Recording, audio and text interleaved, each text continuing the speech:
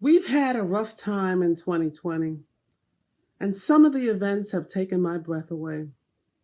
We've faced one catastrophe after another, and today there are still so many people suffering.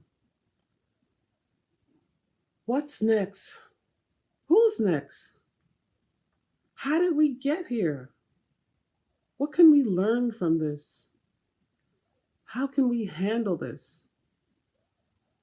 I know we can't do it alone. We need our church. We need each other. I'm convinced that we have to be together, stay together, strengthen, trust, and encourage each other in any way that we can. There is power in sharing our experience and fellowship. I was reminded of this truth one day in the Riverside Church Tower League. The Tower League was established in 1960 as a ministry for older adults. The purpose was to foster fellowship, provide educational opportunities, social activities, outreach, and spiritual growth for members and friends. Our weekly meetings were a special time for Bible study discussions, film screenings, workshops, trips around the city, and just generally catching up with each other. We were blessed with loving ministerial staff, especially Reverend Lynn and Dr. Shinyu, who facilitated and encouraged us in that space.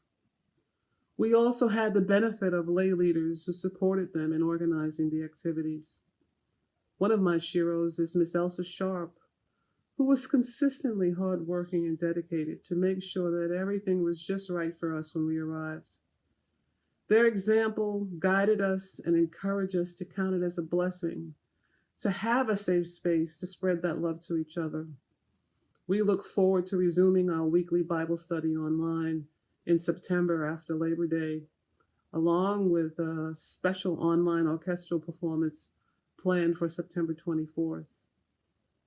Our older adult community is vibrant with wisdom and gifts to offer. We have a multitude of talent, experience, and abilities. We also face the challenge that often come with long life, requiring ongoing adjustments, especially in areas concerning health and well-being. We understand that we have to affirm and anchor each other too. I recognize that some of us are spending more time alone, and whether you feel lonely or alone depends on your perspective. Is this a sanctuary, a monastery, or an isolation chamber? For me, it depends on what day it is. It always feels like a work in progress. During this time of sheltering in place and social distancing, we have to reach out in new ways, and I've appreciated the phone calls, texts, emails, newsletters, and the Zoom meetings with Tower League staff and members. I recall one Bible study lesson of how the disciples during Pentecost came out speaking in tongues, empowered by the Holy Spirit. Can you imagine that? Letting the Spirit of the Lord transform and empower us to fight for justice and peace. We have the power to make things happen. We have to keep on moving.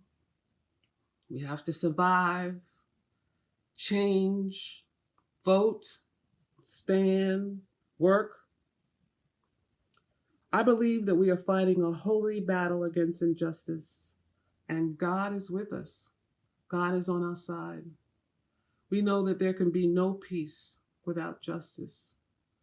So here we are again with another opportunity to make a difference, to be a force in the world for justice and peace, which has to start with us individually and as a community. We need the courage of Jesus to accept our mission. Riverside, we can only do this together. We need each other now more than ever. For everyone worshiping with us today, we invite you to give through our website at trcnyc.org/GIVE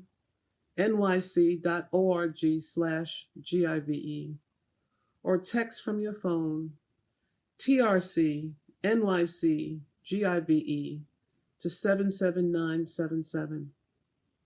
Annual giving supports the Tower League along with all the programs at Riverside.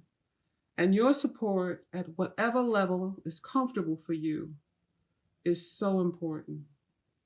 Thank you.